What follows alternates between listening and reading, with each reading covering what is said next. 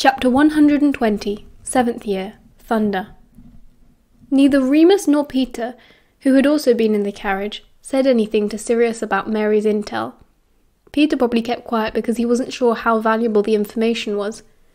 Remus kept quiet because he was a coward, and if there had to be bad news, he'd prefer that James delivered it. And sure enough, James appeared to meet them all on the train platform with a very red-looking eye and a rumpled school uniform. "Oh, what happened to you?" Sirius yawned, oblivious. "Tell you later," James murmured, before jogging over to join Lily in herding the first years in the right direction. It was still raining lightly, and growing dark already. Remus was very glad not to be crossing a lake. Still, it was bittersweet, climbing into those horseless carriages one last time with Sirius, Mary and Marlene. Peter had decided to follow the honey and get in with Dorcas and her friends. As they pulled into the castle courtyard, Remus looked up at the towering stone and wondered if this would be his final memory of arriving at Hogwarts. Perhaps they would all be back for a reunion party in 10 years. That was a pleasant thought, though 1987 seemed completely impossible right then. Remus tried to pay close attention to the sorting ceremony, the nervous line of tiny first years, the battered old hat, McGonagall's stern but caring countenance. He tried to imprint every moment in his memory, but it wasn't easy. There were so many distractions. First, there was James's eye, which he had still not explained. Then there was Regulus, who was conspicuously absent. Snape, glowering as usual, his eyes never leaving the back of Lily Evans's head. Christopher, who kept trying to catch Remus's eye, and Sirius, who was completely unaware of everything else and simply thrilled to be back at Hogwarts, his true home. Remus was trying to enjoy Sirius's good mood without looking too much like he was staring. It was a real art. Just as Dumbledore announced that dinner was served, the doors at the back of the hall flew open. All heads turned to see, except for Remus, who only needed to see the smile die on Sirius's face to know who it was. Regulus did not hurry to his seat, as Remus probably would have, embarrassed to draw attention. No, Regulus was a black through and through, and walked with his usual regal bearing, slowly and with purpose, head held high. There was no evidence that James had done any damage, but Remus thought that Reg was looking even paler than usual and dark around his eyes, as if he'd lost a lot of sleep lately. The 6-year Slytherins made a big show of making room for him, as if he was a guest of honour, rather than their schoolmate. Even Snape's attention was momentarily diverted, as he leaned across to shake Regulus's hand. All of this took up only a few moments, but it left an indelible mark on the Gryffindor 7th years, as they all eyed Sirius warily. "Mate," James said, very quietly, "I need to tell you something. Later. In private." He glanced up at Remus and Peter as he said this, so that they knew that they were included in this too.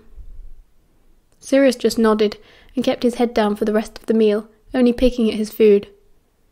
Remus's heart ached, but there was nothing he could do. His sense of separation was inadvertently exacerbated by Lily and James, who kept squeezing each other's hand under the table. Remus didn't know when he and Sirius would next have the chance to be alone. After dinner, it was an almost unbearable wait for Lily and James to finish up with their new duties as head girl and boy. Remus was nodding off in his armchair, failing to focus on his Care of Magical Creatures newt text, eyelids growing heavier and heavier. "Psst! Moony!" James woke him, finally, with a gentle shake. "Come on, we're all heading up." Remus blinked, staring about himself in surprise. The common room was almost empty. Upstairs in their bedroom, all of their trunks had arrived. Their beds were made and pyjamas laid out. Rain was still battering the window panes, and Remus could smell a storm on its way, electricity and pressure making the air feel thick and too close. Sirius was pacing, and though a window was open, the room still stank of cigarettes from his chain smoking. He had showered at some point, and his hair was still damp at the ends, dripping onto the maroon t-shirt he wore to bed. Peter was just coming out of the bathroom, already in his pyjamas, and smelling faintly of toothpaste. "You didn't wake me," Remus said neutrally to Sirius. Sirius shrugged carelessly, sitting down on his bed. You looked comfortable. Thought you could probably do with a rest. He turned to James. Well? It's about Regulus, James said, not beating about the bush. He give you that? Sirius nodded at James's now very prominent black eye. Yeah, James nodded. He looked angry, a strange emotion on James. Yeah, we had a few words in the prefect's carriage. Words? Yeah. James's jaw was tight, and the back of his neck was flushed red. He flexed his fists. Seems like Regulus and some of his mates have a problem with Evans being head girl. Oh no, Peter said, realising what had happened. James, he didn't... He was all talk, James said. But you weren't, Sirius said. He was still sitting on his bed, his shoulders slumped. Prongs, Remus sighed impatiently. You didn't attack him first. You know that's exactly what that lot want from our side. You should have just ignored him. He didn't make it very easy, James snapped, still wound up. Anyway, don't bother. I've had all of this from Lily. Remus wondered what she had to say. He couldn't imagine that she would have taken very kindly to James playing the White Knight. But then, Mary had said she'd been very shaken. I didn't hurt him, anyway. James carried on. He had begun to pace the room now that Sirius had stopped. Just wanted to shut him up. I was going to use Silencio, or maybe Scurify in his mouth, you know. But the little weasel dodged it and tried to get me back. So I used Jelly Legs. That's when Mulciber swung for me, and Evans petrified all three of us. Just for a few minutes. Still, I got Regulus, so we had to go to the hospital wing, and it got written up. Are you in trouble? Peter asked, chewing his fingernails. Nah, James waved a hand. Loads of witnesses, and Reg was asking for it. And in the end it was Gryffindor versus Slytherin, so McGonagall and Slughorn agreed to give us another chance to be civil. He pulled a face at this. But is Reg okay? Sirius asked quietly.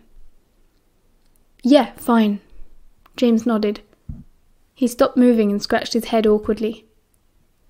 There's something else, though. Sirius looked up. His arms were folded across his body, but not in a defiant way, more as if to protect himself. What? Regulus.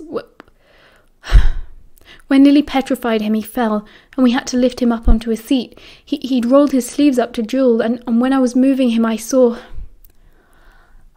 on his arm... Prongs? Sirius was staring at his friend, with such a burning in his eyes that his pupils were twin flames.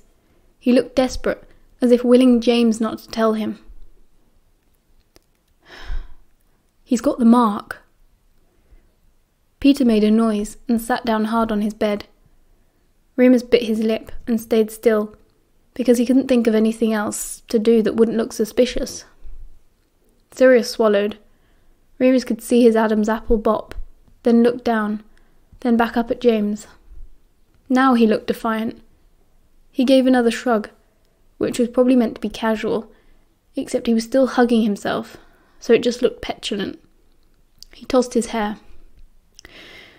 Well then, he said. Suppose we know how my family spent their summer. Fine, that's fine. He's picked his side, I've picked mine. He nodded, as if agreeing with himself. Fine, he repeated. Padfoot. James reached out to his friend. I'm angry with Reg, okay? I'm not... It's nothing to do with you. Everybody knows you're not one of them. I know, Sirius said, almost violently. It's fine. He squeezed his hands tighter over his arms, and Remus felt dizzy with the urge to run over and wrap his arms around him. Is Evans okay? Yeah, she's fine, James said. I I think she was hurt, but, well, she's tougher than me. Cooler under pressure. Want me to have a word? With Reg, I mean. I'd leave it, mate. James shook his head. McGonagall and Slughorn know everything now. You'll only make it worse. Everything? Sirius looked up again. The rims of his eyes were red, but that might just be tiredness. Not everything, James admitted. Not about the mark. I wanted to leave that up to you. Okay. Sirius looked down again. They were all quiet for a long time, before James tried again heroically. Do you want to talk about it? No, Sirius replied. I just want to go to bed. Yeah, good idea, James said, running his fingers through his hair. He was doing the usual James thing, taking charge, assessing and managing the Sirius thing, but the wind was obviously out of his sails. He wasn't sure what to do. Remus wished he could tell him telepathically that he knew exactly the right thing, but it was a bad idea. No need to add his own nonsense to the pile. He would simply have to wait. They all got ready for bed quickly, unpacking a few things, reclaiming their space on the bathroom counter, settling back into the comfortable and familiar room in which they had shared their entire childhood. Remus took a quick shower to wash London off him, then brushed his teeth and dressed for bed. When he opened the door again, he found the curtains drawn around all of the beds except his own. Light snoring was coming from Peter's, but James and Sirius were still awake. If Remus concentrated very hard, he could even sense how they were lying. James on his back, tossing his lucky golden snitch up and down. Sirius curled up on his side. And how relaxed they were. Not at all. That felt like an invasion of privacy, though, so he just tried to creep as quietly as possible to his own four-poster, looking forward to a proper rest at last. No such luck. Remus? Sirius's head popped out from behind the curtains. Remus turned his head. Sirius? He whispered back. Sirius pulled back the curtain, and, after a quick glance at the other beds, Remus climbed in as neatly as he could.